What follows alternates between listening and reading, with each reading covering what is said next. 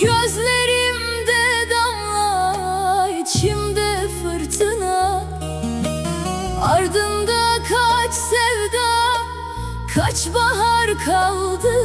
Gel, yüreğimde sönmeyen bir ateş var.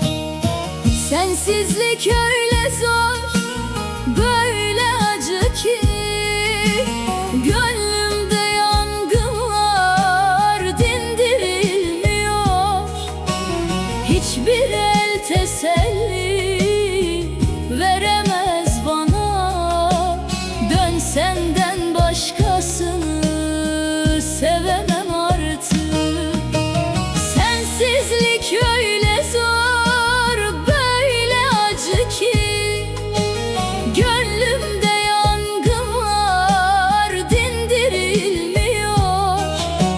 Hiçbir el teselli veremez bana. Dön, senden başkasını sevemem artık.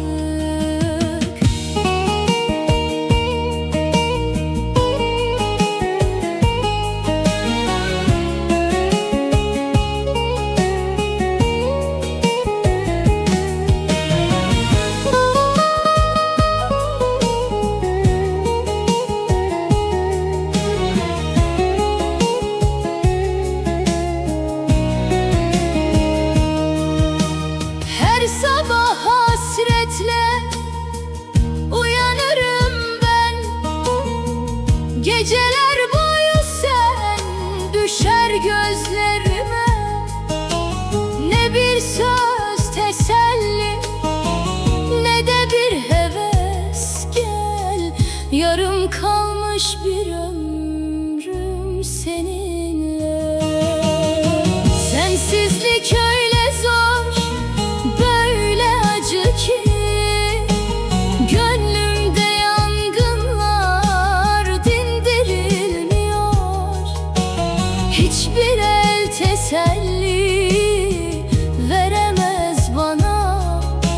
Dön, senden başkasını sevemem artık.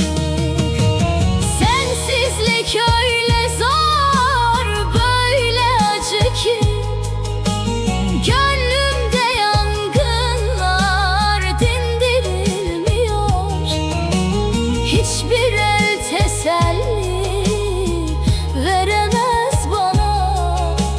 Dön, senden başkasını sevemem artık. Yollarına serdim tüm hatıraları.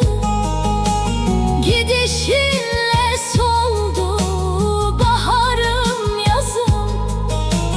Bu gönül bekler seni, dön sen yarın. Gel, bir daha yalnız bırakma beni.